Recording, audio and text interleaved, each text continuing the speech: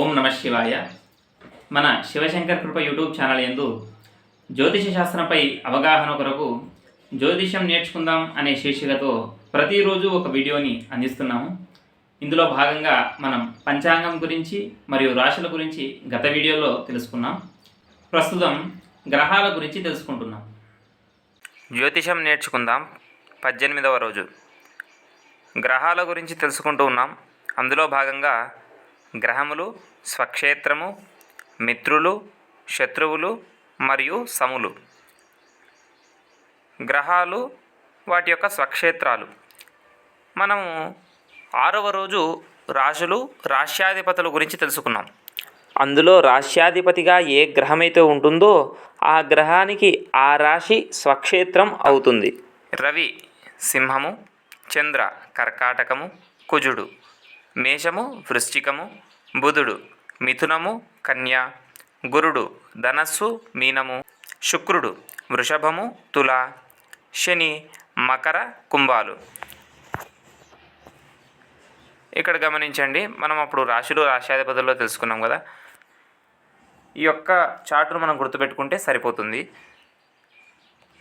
అవి ఉన్న స్థానాలే స్వక్షేత్రాలు, అంటే సొంతంగా ఉండే స్థలాలు అనమాట. సహజంగా మన రాశిచక్రంలో ఏవైతే రాశ్యాధిపతులు ఉంటాయో అవే ఆ యొక్క గ్రహాలకు స్వక్షేత్రాలు.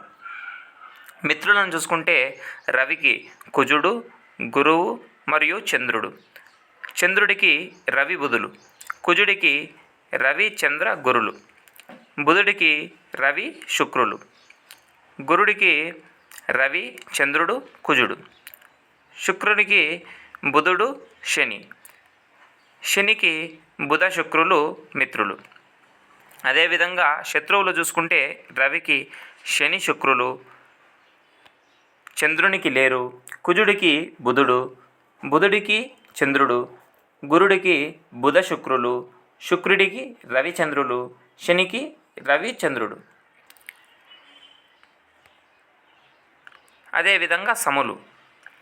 రవికి బుధుడు, చంద్రుడికి కుజుడు, గురువు, శుక్రుడు మరియు శని, కుజుడికి శని శుక్రులు, బుధుడికి కుజుడు శని గురువు, గురుడికి శని, శుక్రుడికి కుజుడు గురువు, శనికి గురువు.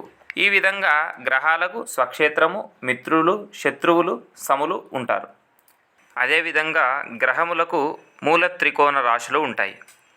రవికి సింహరాశి, చంద్రుడికి వృషభ రాశి, కుజునకు మేషరాశి, బుధునకు కన్యారాశి, గురువుకు ధనస్సు, శుక్రుడికి తులారాశి, శనికి కుంభరాశి.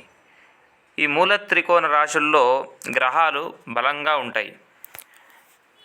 అయితే మనం వీటిని ఏ విధంగా గుర్తుంచుకోవాలంటే, సహజంగా రాశులు, రాశ్యాధిపతుల్లోనే మనకు ప్రతి ఒక్క గ్రహానికి 2 రాశులు ఉంటాయి. ఒక రవికి, చంద్రుడికి మాత్రమే ఒక్కొక్క రాశి ఉంటాయి. మిగతా అన్ని గ్రహాలకు కూడా 2 రాశులు ఉంటాయి. ఆ గ్రహంలోని 2 రాశులలో ఒక రాశి మూల త్రికోణం అయి ఉంటుంది. ఒక్క చంద్రుడికి మాత్రమే కర్కాటకం కాకుండా వృషభం ఉంటుంది.